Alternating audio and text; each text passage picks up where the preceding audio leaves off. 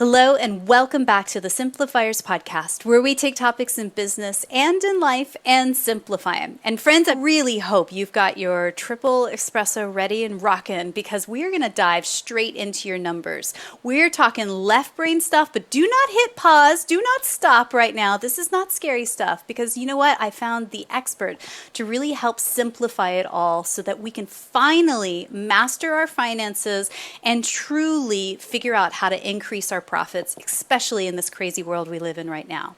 And that special guest is the one and only Danielle Hayden. She's a reformed corporate CFO who's on a mission to help entrepreneurs understand their numbers so they can gain confidence needed to create sustainable profits. She's the co-owner of Kickstart Accounting, Inc., and she really helps business owners with bookkeeping, financial analysis, and also, she is the author of the Profit Planner book series, which we'll tell you a little bit about later on this episode. So I'd like to welcome to the Simplifiers podcast, Danielle Hayden. Hey, Danielle. Hey, thank you so much for having me here. We're so excited for this topic, and I promise we'll keep this fun and light and very insightful. Yes, you do not need to crack open the tequila just yet. I mean, truly, I think one of the things for a lot of small business owners is they go, yeah, but I got into this because I'm really good at my creative stuff. Like, let's say you're a graphic designer. I'm good at illustrations. I'm good at coming up with ideas and design. But a lot of people, I'm willing to bet, that are listening to this podcast right now didn't go to business school. They don't have a degree in finance or accounting, right? So it's like, I'll just wing it and learn it as I go along the way. Is that what you found with your clients? Oh my goodness. I mean, 90% of entrepreneurs that I talk to, right, you're really good at what you're really good at. And that's great. What the world needs is more of your strong suit and not more people who understand accounting and finance, and people who love that. You're not taught that in school. So I completely understand. For me, I'm not great at, building websites. So, we all have our strong suit. Yeah. So there's no shame in that. And that's really, to me, the most important piece when I talk to our clients and fellow entrepreneurs is, hey, let's not hold judgment against each other for what we don't know and what we don't understand. Let's truly help each other and help each other gain an understanding and build up those weak spots so that we can all be truly successful. Yeah. And, I think that for myself as well, so I've been in business for a little over 17 years, and I was exactly in that same boat for at least the first 4 years. I was like, I am winging it. No one really knows. There is a shoebox full of receipts over there. Let's pretend everything's fine. I was totally that person a million bazillion years ago. And the truth is, as soon as I started to understand my finances and get an accounting software and get a system for it, it's a game changer. It's a total game changer. Yeah, well, that's a really good point that you make there. We have people who tell us all the time, growth feels possible now that I know my numbers, right? Mm-hmm. We had a new client about a year ago, and it was about 3 months in, and she sends me this Voxer message, and she said, I just want you to know that about 5 months ago, I was considering whether or not to shut down my business. And not only have you made me realize that I'm actually making a profit and I need to start saving for my taxes, but more importantly, you made growth feel possible. And now I'm going double down on my business, and I'm really growing. Yeah. And, the bottom line I hear in that story is when you're just making decisions in a fear-based mindset, of course you're going to be like, I don't know. Or you get paid, say, $5,000 retainer from a client. You're like, banking, let's go and buy loads of stuff and go shopping. It's not the best way to run a business. It's not sustainable, right? And also the burnout from living and making decisions in a fear-based state is not very sustainable either. Right. Yeah. You cannot grow your business based on your emotions. Yeah. And that's hard for entrepreneurs. I'm right there with you. We could be very emotional people, right? We get very excited. I think that it's all well-intentioned. Mm-hmm. However, when it comes to truly running and growing your business, you have to take a step back and say, okay, this client that gave me $5,000, how much of that has to go to my operating expenses? My large subscription is actually coming due next month. I can't actually take this money out of my business. I can't actually pay myself because I have to pay my contractor who's going to help me do the work. And then Right. I'm going to pay for that large subscription that's coming due next month. Oh, and how about I might not have had very much business last month or next month because that's my business has some seasonality to it. And Yeah. so if you don't know, what your profitability is by project, if you don't know what your expenses that are coming due are, or you don't know the seasonality of your business, you can find yourself in a situation where you're just spending without really understanding what you actually need to do as the CEO of your business. Yeah, you're shooting in the dark. Totally. Yeah. So, okay. I really want to make sure that we talk in as simple terms as possible. So I'm going to be the guinea pig in this conversation. If I find that you say out some very big jargony kind of accounting word, I'm going to stop you lovingly Yes. and say, okay, wait, Danielle, what does that mean? And hopefully that will help people that are listening right now really take action today. So grab your pens and paper and follow along in the journey. Okay, so first and foremost, here's what I know is true. Having read your books and learned more about what you and your co-partner do at Kickstart, is I have realized that you guys are very much tactical and strategic. And for a lot of small business owners, it's all about like finding your why in the beginning. But really, you say step one is setting financial goals. Tell me more about that. Yeah. And, there's so many gurus out there that are talking about finding your why. I want you to move past that. That is so important. And from in an emotional standpoint, you do need that. Yes. However, I want you to take a step further right now. And I always say your numbers are trying to tell you a story. And it's your job as the business owner to listen to that story. So when you analyze your financials and when you look at your numbers, what you're really doing is looking at what worked and what didn't work. So when you set your financial goals, step one is let's take a review.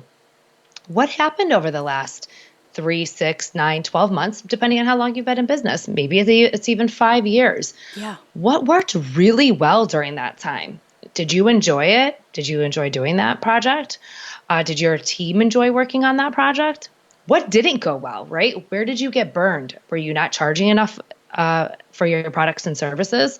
Were you paying your contractors too much money? Maybe you hired somebody who was really outside of your price bracket. So what didn't go well? Now we can use those things to think about, where do I want to see myself go, right? We find ourselves in today's world always talking about growth, growth, growth. I had a client who came to me a few months ago and said, I want to stay where I'm at today. I am very profitable today.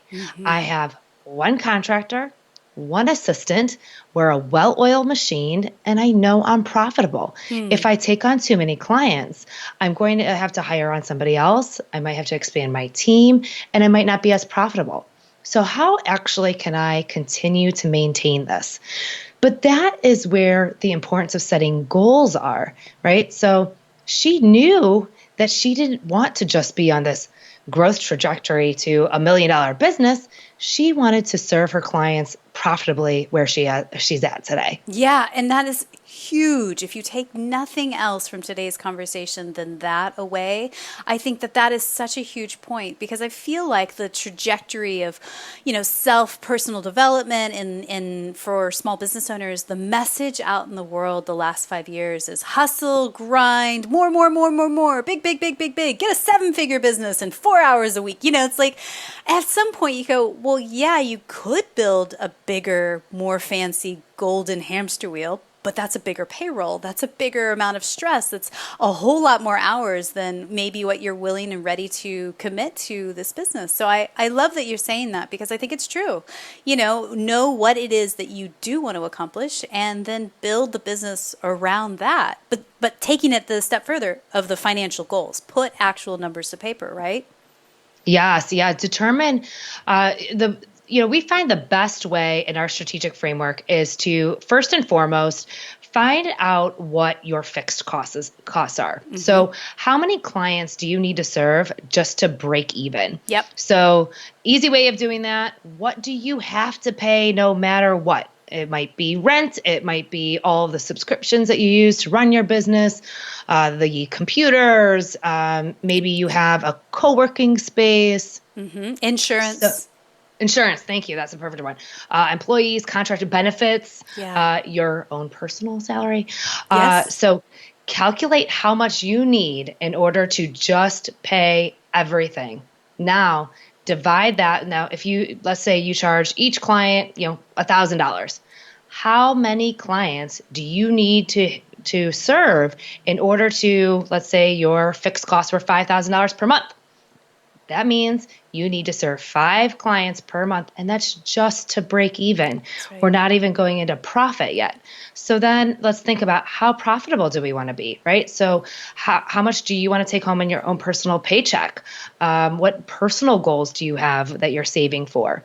Now we can start adding on additional clients after we hit our break-even point. Yeah, and if 2020 hasn't been a huge wake-up call for most all of us, and I'll put my hand up as well, right. is holy smokes, things could change on a dime. And now more than ever, it seems so critically important for all of us, myself included, to build up that emergency fund just in case. So, how much are you squirreling away every 2 weeks or every month towards that rainy day fund for your business so that when things go sideways, you're a little bit more protected. You've got a runway, right?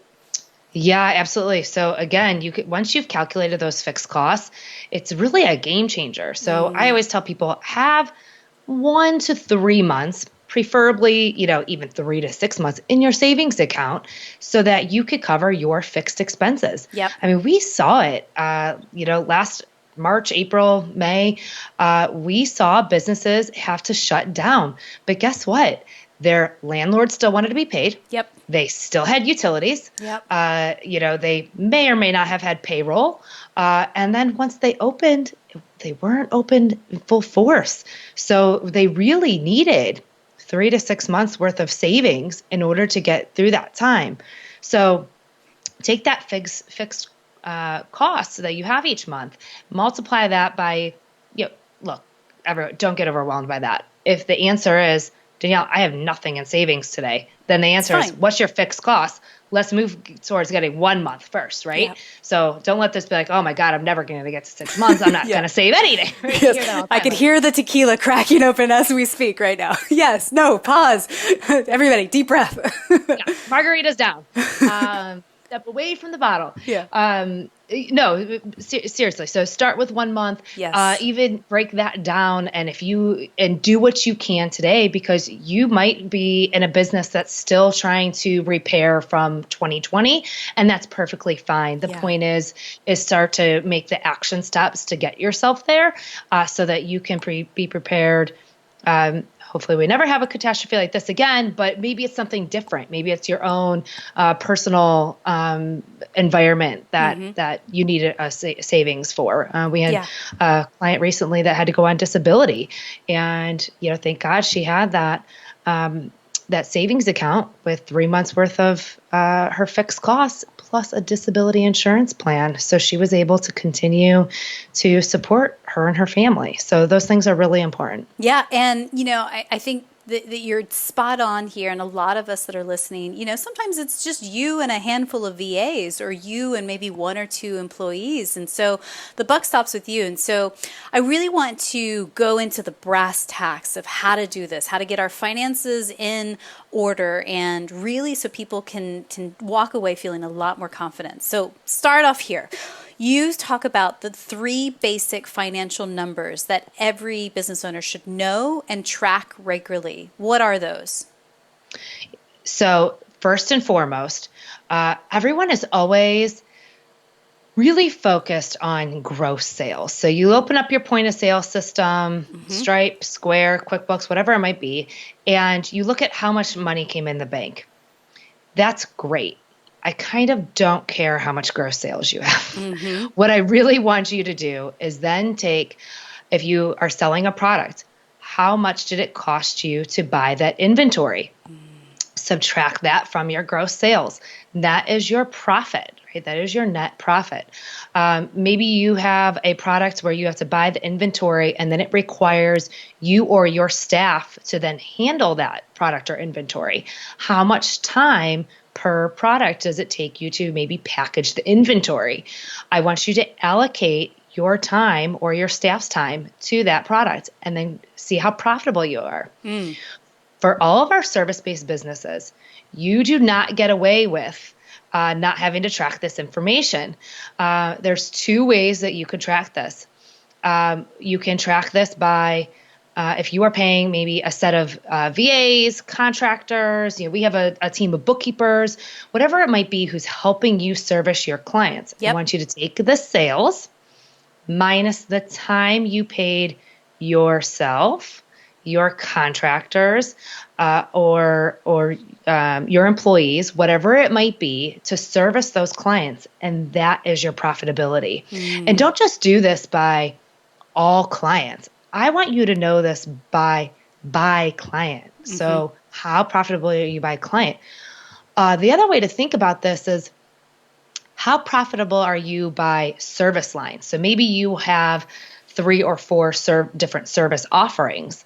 How profitable are you by service offering? Those are both really, really important. That's huge. So just to take this one step further, when we, back in the day, and the Simplifiers was still in Austin, Texas, we were wedding planners. And one of the services we provided was month of day coordination, day of coordination for our brides. And so that price, let's say it was $2,000, is what we would charge our clients. And we were meticulous in tracking every single minute per job, because you're absolutely right. If you don't know how many hours you're doing, that $2,000 goes right out the door. And then when you actually do the numbers and you actually look at it all, you go, wow, I just worked for $2.50 an hour. Like, that's insanity, and that's the same thing. So we tracked every single 15-minute breakdown of every single thing. And we were able to productize that service. So we could say, okay, a $2,000 month of coordination was, roughly a 20-hour job for our team to do. Okay, we cap it. We cannot go over 20 hours. If we look like we're hitting to that point, we stop. We had little alerts in our systems so that we could make sure that we are not going outside of scope, because especially if a wedding planner, you have a bride calls you and says, oh my God, I need you to do blah, blah, blah, blah, blah, blah, blah. And of course, as a wedding planner, you're like, of course I want to help you. But that's where our business changed significantly. If a client said, oh my God, Mary, we desperately need blah, blah, blah, blah, blah, we would go, not a problem. We need to upgrade you to the next package because this is beyond the scope of what month of coordination is. And that's where profitability lives, right? Yes. Amen. I love that example. Another example, we had a photographer who was in the wedding industry, and she had 3 different packages, and it was, a cheaper version, middle tier, and then top tier plan. And she actually thought that she was making the most on the top tier plan because no brainer, the most gross income was coming in, right? The most cash was hitting her bank account. Right. But on the top tier plan, she had to bring on additional contractors. She had to have people go in with her, and it took so much more of her time. Yeah. And yes, she could have increased her prices, but she was finding that it was pricing her out of jobs. And so she actually changed and pivoted her business to actually brand herself and to take on more jobs at the lower price point. That feels counterintuitive, right? But she didn't have to bring on anybody else to the job. It was only her time. She was actually getting paid a fair amount, a fair wage for her time. And she loved doing the work. It was a no-brainer. So she totally pivoted her business. So this type of analysis can really be a game changer in profits and in the way you brand and the way you change your business. Yeah, and we'll talk about this later, but that's what I think is really smart about your book is specifically the Profit Planner book series is that it talks and gives you prompts, every week of here's what you need to do to help you really refine your business plan and your finances and all the things. But then there's also the planner part of it. Like literally, if you are a pen and paper kind of person and, not super tech savvy, this is a step for you to actually track your time and get it down on paper and to go, oh, that job I actually spent 100 hours on and, maybe I should tighten that up or refine my systems. Okay, So time spent per job, that's important. What else do I need to know as a basic financial number? Yeah, okay, so that was all number one. Sorry. Yeah. So a lot of number one. And number two, where are we spending our money? So this is, if you're looking at your profit and loss statement, this is the operating expense category. So think about, travel, dues and subscriptions, rent, utilities, all those types of things. And don't just say, okay, here's where I'm spending the money.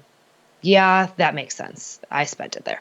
That's not an analysis, right? What I want you to do is say, did I spend the money that aligned with my goals? So we had a client 2 years ago who her goal was 100% top line growth. She was in growth mode. She wanted to travel. She was going to conferences. She was holding in-person events. She was running Facebook ads. I mean, this was she redid her website brand. This was a huge year for her and really investing in her business and making sure that she created momentum in her business. So every month when we sent her financials, it made sense that we said, all right, yes, you're not profitable this month, but you know what? The Facebook ads are running. We see that. You had a huge conference this month. We see that. And we're going to track the income that comes in from that in months to come. However, the spending makes sense. The next year, she said, enough. I need to take home money because I want to take my family on vacation this year.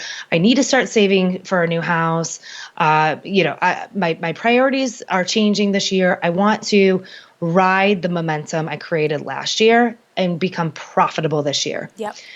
So now when we look at her profit and loss statement, when she has spending that's out of whack, we're like, whoa. I thought we weren't going to conferences this year, right? Or why are those Facebook ads still running? Are we really getting revenue from those Facebook ads? If not, we need to cut them. We're past branding now.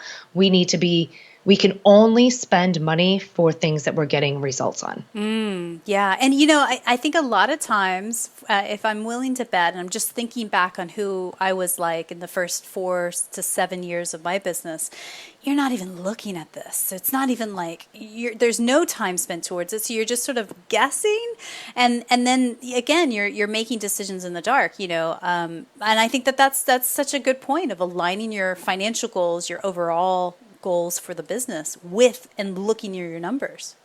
Yeah, absolutely. So that's how you meet the two together. Yeah. And the third one is profit or loss. This is it sounds so fundamental, but if you have a profit, you need to start setting aside money for your taxes at the end of the year. I can't tell you how many people come to us October, November, and they just say, I haven't looked at my bookkeeping this year. It doesn't really matter. I'm small. It doesn't matter. I just need to get ready for my taxes. I'm like, no, it doesn't matter what size you are. It always matters because you have to have that information to make business decisions and tax decisions, right? Yeah. So you need to create that savings account. You need to be saving for a percentage of your profits, and you could change the way you make decisions. If we're able to help a client do what we call a catch up in, like October, September, that's really the best time because you still have time to spend money. So before the end of the fiscal year, before the end of December. Yeah. So if you're super profitable and you've been eyeing that training course or new website design or a conference or whatever it might be, maybe it's only if it makes sense, only if it aligns with your goals. Never spend money just for the tax write-off. However, if you wanted to do it and you're planning on doing it, but you just weren't sure, a time where you're profitable might be a good time, so then you can lower your tax liability as well. Very good point. And again, I think also when you make big spending decisions, do I upgrade this phone or this laptop, or do I go to the conference? Do I buy the course? Do I yada, yada, yada? Thinking about what the benefit is. What is the outcome that you're going to get from that? Is that going to bring, more leads in your door because you're meeting people at a conference?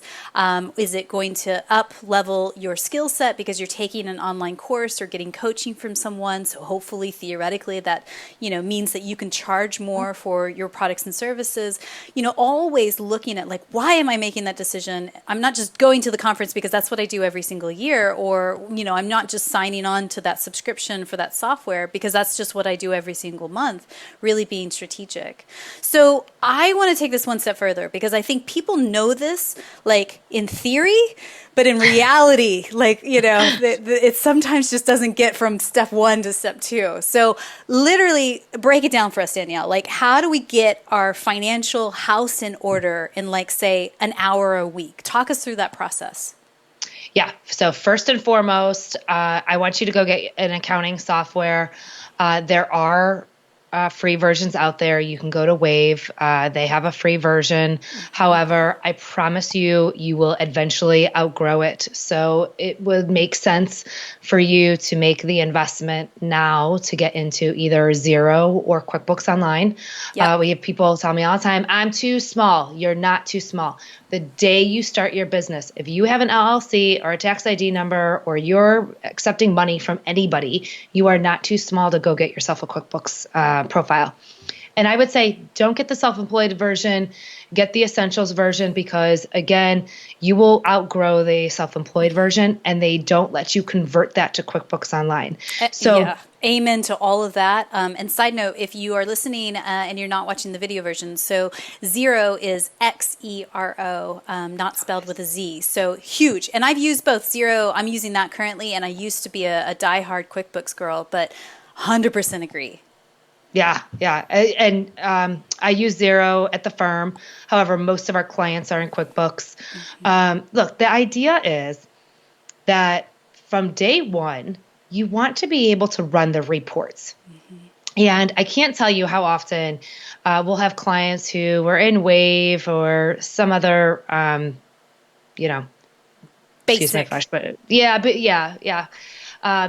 Not feature rich program, where then they get to a point where they think, oh man, I really wish I had that data from 5 years ago when I started my business. How cool would it be able to see how I grew my sales year over year? Or what were the spending trends? How was I spending money 5 years ago? Yeah. How did that change? And then how did that help me change my business? So by just starting in a software that's going to allow you to run reports from the get-go, I promise you in the long run, it'll be really fascinating to be able to run those reports. I love when I can give clients those year over year comparative reports. And if you are thinking about ever selling your business, going for a line of credit, bringing on a partner or an investor. Some of these things might seem very far out for you, but we've seen a lot of people who wanted to bring on partners, but they didn't have books from 3 years ago. And so the person who's going to buy into the company saying, well, have you grown? Have you been profitable? What's been your trends year over year?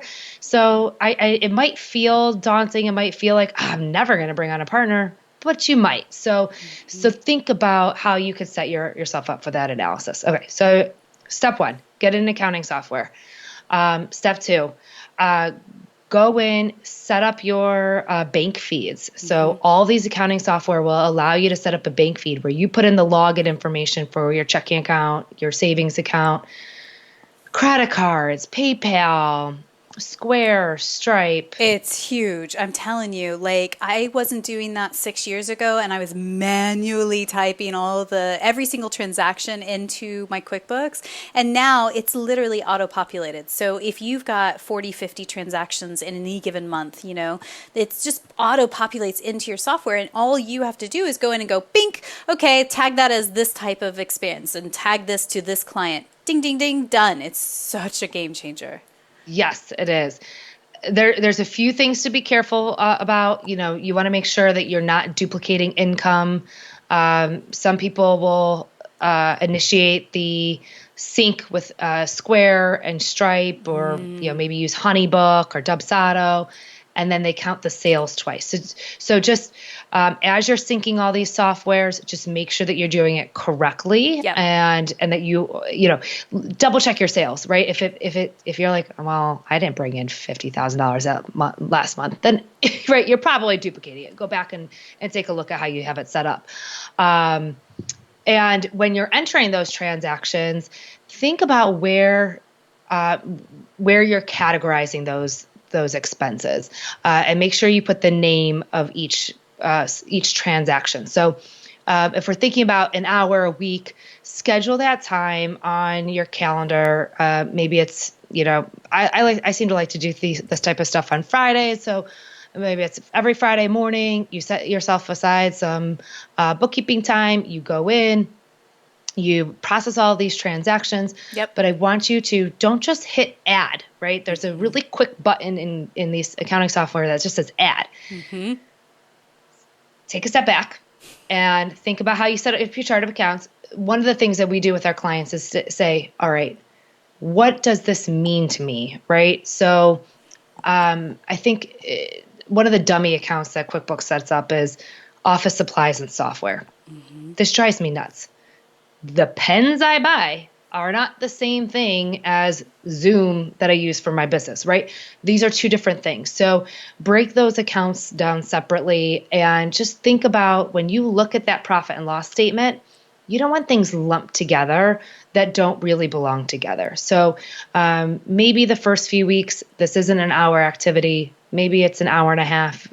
And you take a little bit more time to make sure that everything's categorized correctly. Yeah, but the huge takeaway is if you've not spent any time in it, like dedicated time per week, an hour is going to be magical because you're going to be so much more in your numbers and fully aware. And again, dispelling the fear, right? So in this like 1 hour a week or hour and a half, what specific reports should we be pulling and reviewing every single week?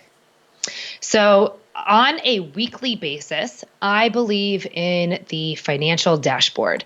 So the dashboard is so important because it gives you the ability to make sound business decisions for the following week. So again, I like to do this kind of stuff on Friday, and it allows me to kind of put that dashboard right on my homepage on Monday morning, so I know how I'm making decisions. So the dashboard includes what is your cash balance, all your checking accounts, all of your savings accounts. That's step one. Step two, what are all your credit card balances? What's your availability, right? So this gives you a good sound picture of, do I have any money left to spend or not, right? Or do I have some debt that I need to start taking care of? Where are my sales, right? So I want you to every week, where are your sales for the month? And I want you to compare that to the prior month and your goal. The reason that's so important is if you're at the third week of the month and you realize last month I was at 20,000 for the whole month, and this month I'm at 10 and it's the third week of the month. What's wrong, right? Where do I need to spend my time next week? It sounds like I need to spend my time on some serious revenue generating activities, right? Yep. I need to really be spending my time there. Or maybe you're not aligning to your goal. So are your goals set too high, or what's not working in your business so that you're not meeting your goal? So that's really important to look at your sales on a weekly basis. Last two pieces. Who owes you money, right? Yeah. Go collect it. It's so huge. I give you permission. And this is something I've had to work on as well, right? So I am saying this to you from a place of experience. You know, you're providing a service or Yeah. you're providing a product. When somebody owes you money, you are allowed to go and say, "Hey, I provided you a service. When can I expect payment? Yes. Or I need this paid by." So look at what's coming into your bank over the next week or two. Make those collection calls, make those collection emails, or have your bookkeeper do it, have your VA do it, whatever it might be. Just make sure that that gets done. And this is really important. So maybe your cash balance is only $1,000, but you have, $10,000 in receivables, right? So people owe you $10,000. Yep. If that's going to come in next week, then that gives you some breathing room, Yeah. right? So do you want to hear my secret on this? Yeah.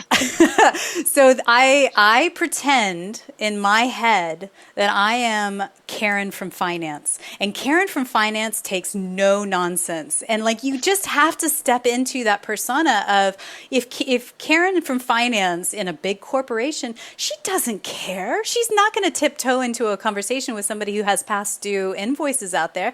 She's going to get the money. That is her job, is to make sure that the big corporation is getting paid on time.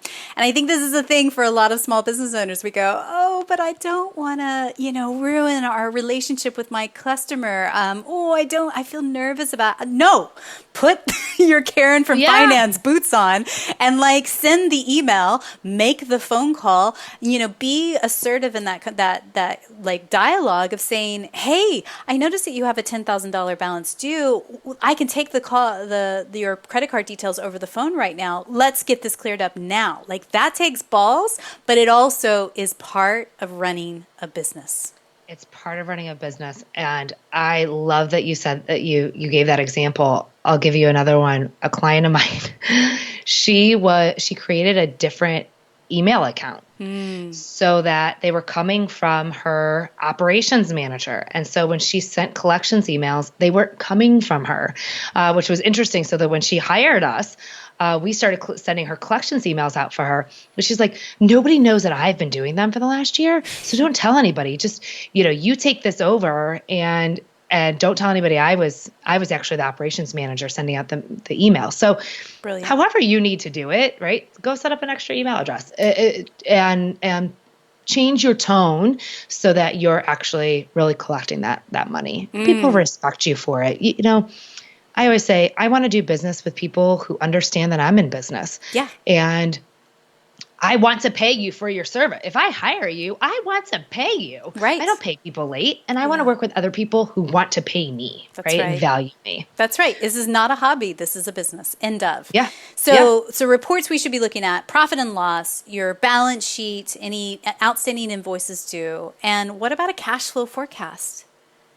So cash flow forecast feels very overwhelming for people. So that's why I always suggest start with the dashboard. Yeah.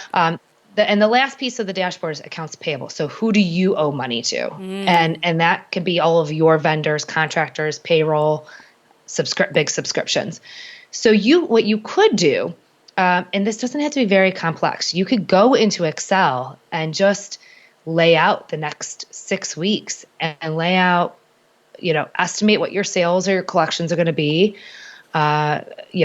minus who you owe money to. And you could do a rolling cash flow.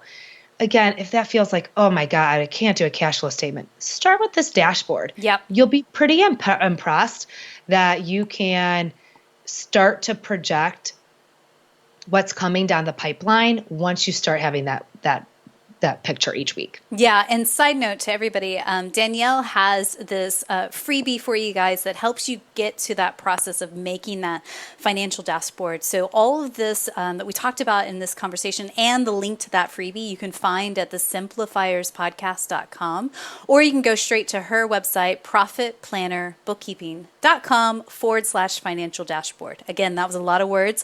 I just put it in the show notes for you so you can find it at the simplifierspodcast.com. And you're right. I think a dashboard sounds perfect because then you're getting into the discipline of looking at your numbers. You're filling this thing out every week, right? And you're making quick decisions based on reality and not based on fear. That's the bottom line, right? Yeah, absolutely. I mean, if you, let's say you do this on Friday, when you get to your desk on Monday morning, you either know, all right, I'm not hitting my sales numbers, got to focus on revenue generating information. Yes. Or, or let's say my cash balance is low. I don't have a lot of receivables coming in this week. I don't have a lot of payments coming in. It looks like I'm not signing up for that course this week, right? I can't sign up for that conference. I can't make those big purchases. I'm not going to upgrade my computer this week because I don't see that coming in right now. And it allows you to say, all right, I'm not ever going to be able to go. I just can't make that purchase today because I need to operate my business like a CEO. I need to really step back and say, just because I want it doesn't mean I get to have it. Right. I'm going to wait until I have the cash or the receivables to be able to fund that. Right, exactly. And again, this kind of year that we've had with 2020, everything's kind of upside down. Hopefully it is a bit of a wake up call, but then also getting a place where you can start to create goals for the future. So, what is fourth quarter going to look like? What could I plan for 2021 based on what the market and reality is? I think that this is the bottom line. So, in all of this kind of analysis of your financials and understanding your numbers and your number story entirely, is this part of increasing your profits, or are there other ways that we can do that as well? So I think that as you start to get more in tune with your financials and with your numbers and you get more comfortable with this process, you're going to increase your profits. Yeah. Here's why. You're going to realize I'm actually not making enough money. Client ABC is actually a pretty big thorn in my side, and they take a lot of my employees' times, and they're slow paying. Every month, I'm sending client ABC a contract or a reminder to pay their invoice. However, it's taken my team a lot of time to service that client. Maybe it's time that I do away with that client, right? And now I'm spending my time on clients who pay me on time and value my service. And maybe it doesn't take my team and I so long to service them. Or if it does, we're doing it because we enjoy working with them. So in ways like that, you're going to naturally start to realize who pays you on time, who doesn't, where your money is going, right? If you have one contractor who it seems out of whack, maybe she only helps you with a few clients, but gosh, her hours seem pretty high every month. Right? Is it worth it? Do I need to find different talent to serve those clients? So get in tune because you'll start to be able to identify gaps that way and be able to make changes. A lot of people, when they say profitability, they go straight to cut expenses. I'm actually not telling you to do that. I want you to cut the expenses you're not using, right? We realized that we were paying for 3 different email providers. We weren't using them. We were using one, right? So yes, I want you to pay attention to those things, cut expenses where you need to cut expenses, but I want you to go bigger. I want you to think larger. I want you to really be performing the profitability analysis, where your break-even points are. And then that becomes the starting point for you to be able to make changes to become more profitable. It's such good advice. It really is. And just a little bit of time every single week. It's not a lot of time, just a little bit of time to look at your numbers, become like fully aware. And if you have like one of those like, oh my God moments, like, that's necessary. It's part of the process of like, oh, this has been a hot mess for way too long and I've shoved it under the rug. You got to start somewhere, only can go up from there. And here's what I really liked about your books when I read through them, and I'm actually kind of excited to do the work, like actually genuinely go through the 12 weeks, is it's set up as a 12-week program. So you purchase the book, The Profit Planner Foundations, and as you say, it's your business partner for the next 12 weeks. So, every week you're doing this with guided prompts, and you're writing out your actual planner, how you spend your time every single day, every single week. And, in essence, to help you better understand your numbers, gain more confidence in what you're doing, and step into that CFO kind of role, right? Yeah, yeah. And really, the analysis that we were talking about there is what we call key performance indicators. And in our second book, the financials, we lay out a bunch of options for key KPIs. So for short, we call them KPIs. So there's a lot of different options for KPIs. So maybe some of the ones that we talked about today, you're like, oh, I can't apply that to my business. Well, don't worry. There's a lot of them out there, right? You need to find the analysis, the indicators for you so that you can start to see your trends. And so we put a nice little chart in the back of the planner so that you can use the KPIs that we walk you through Right. and then be able to track them and then see what it looks like over time. Again, read the story, right? So as you see that trend, you can start to make decisions on those trends. So, don't worry if some of these things that we've talked about today, you're like, oh, I can't use that. There's so many more KPIs that can be used. So, keep looking, keep trying, find the ones that are going to help you the most. Yes, 100% agree. And to find out more information about the Profit Planner books, just go to profitplannerbooks.com. That's the website. That's where you can purchase them online. And I highly recommend, any of us, no matter if you've been in business for a couple of weeks or 20 years, truly all of us can up-level our understanding of how accounting works and finances and our numbers and all of these things. Even me at 17 years in business, I definitely want to learn more and so I can sharpen the saw. So Danielle, I have a few questions to wrap up. I feel like this is really good. And people are hopefully going to walk away not feeling scared, but truly like, oh, okay, this makes sense. I see what you're saying. Like, let's try it out. So what would you recommend as a first step in all of this? Where do they begin? Start with the dashboard. Yep. So if the accounting software feels daunting or you feel a ton of shame around the fact that you haven't done this in 5 years or 10 years, start with the dashboard. You can get a lot of that information without even setting up the accounting software. You can get your cash balances from logging into your checking accounts, your point of sale system. You can find your sales. So if everything else feels really daunting, start with the dashboard and go from there. And don't be afraid to ask for help along the way. Like I said at the beginning, building the website wasn't my strong suit. I asked for help. So I think that we have a lot of, especially as women entrepreneurs, I can do it all. Guess what?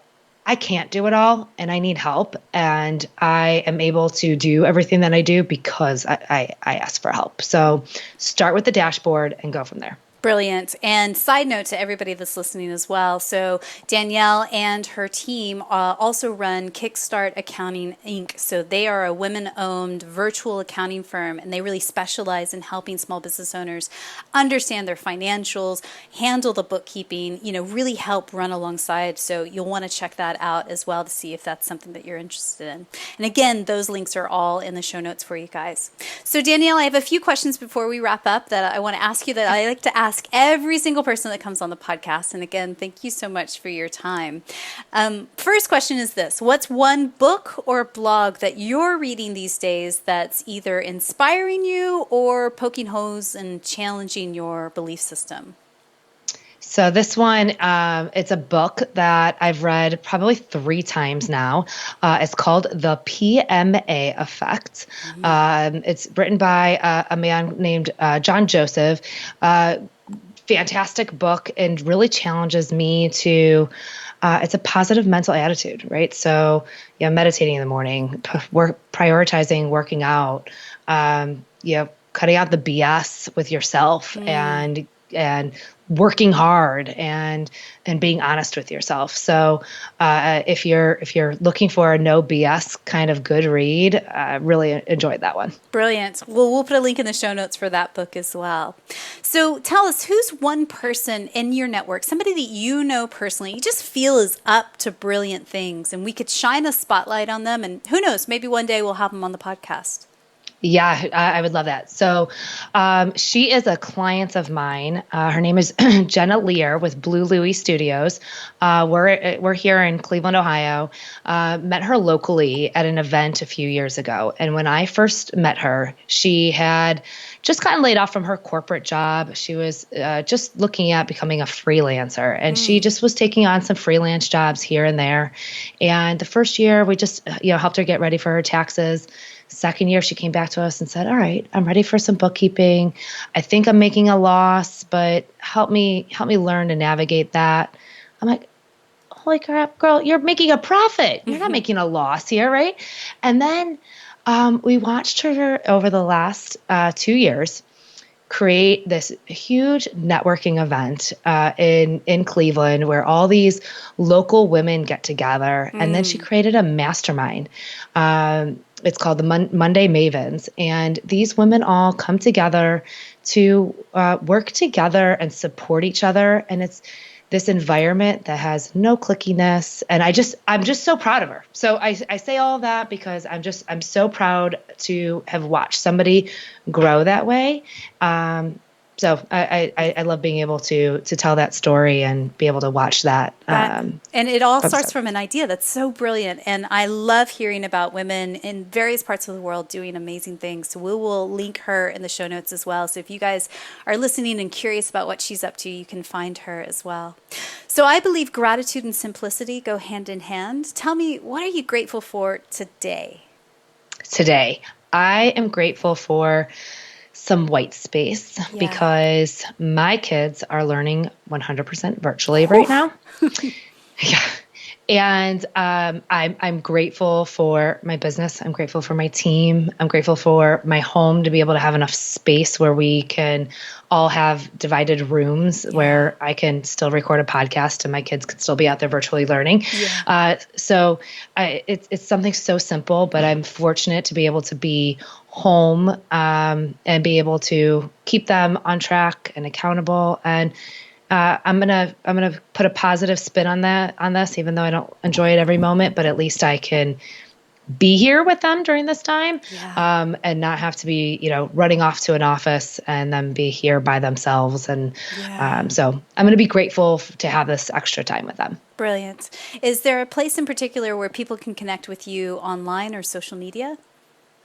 So I love Instagram. That's a place where I love to share and connect and see other people's stories. I love Instagram stories. So you can find me at Danielle Hayden _OH. Okay. Love to put lots of stories about my golden retriever puppy and lots of accounting tips and tricks and training for a new race for next year. So putting tips and tricks on there for that. So I just love to see what everybody's up to on Instagram. Brilliant. Well, we'll link up all of your social media handles there in the show notes so people can find you there as well.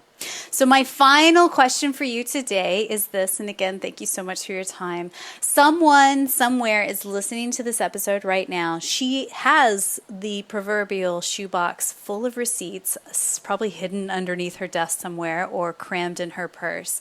And she knows that she needs to do this work, but she is so scared.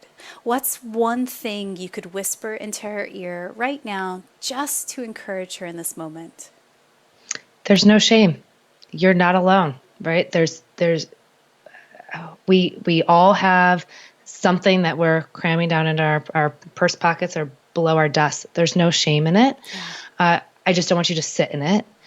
Take the action step, right? You're acknowledging it. Take action. Momentum will start to build on itself. But get out of the shame first, right? Don't stop beating yourself up over it. Acknowledge it, acknowledge where you are, and take an action step. Yeah, do the thing. Yeah, do the thing. Thank you, Danielle. I really appreciate you. Yeah, of course. Thank you.